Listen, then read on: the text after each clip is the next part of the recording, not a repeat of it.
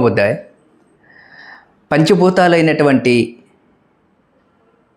నీరు ఎలా తాగాలి, ఎలా తాగితే ఆరోగ్యంగా ఉంటాము అనేది కూడా పంచభూతాల్లో భాగమైనటువంటి నీరు మనకి ఒక మార్గనిర్దేశాలు చేసింది. దాన్ని మనం పరిశీలిస్తే అసలు మానవుని శరీరంలో 68% వాటర్ ఉంటుంది, 32% మ్యాటర్ ఉంటుంది. కాబట్టి 68% నీళ్ళతో నిండి ఉన్నటువంటి శరీరాన్ని నీళ్ళతో నింపాలి కదా. నింపుతున్నామా?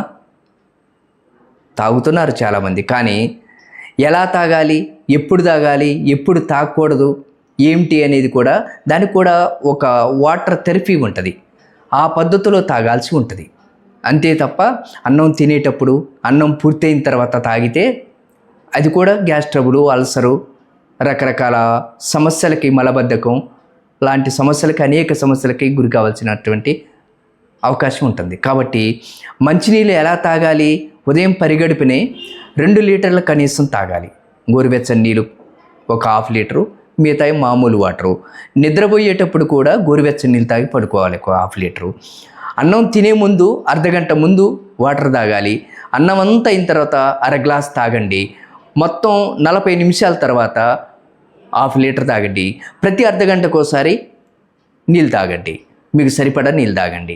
అట్లా రోజులో 5 లీటర్లు మంచి నీళ్ళు తాగితే ఆరోగ్యంగా ఉంటాం. అప్పుడు మాత్రమే మనం శరీరంలో ఉన్నటువంటి 68% నీళ్ళని మనం బ్యాలెన్స్ చేసిన వాళ్ళం అవుతాం.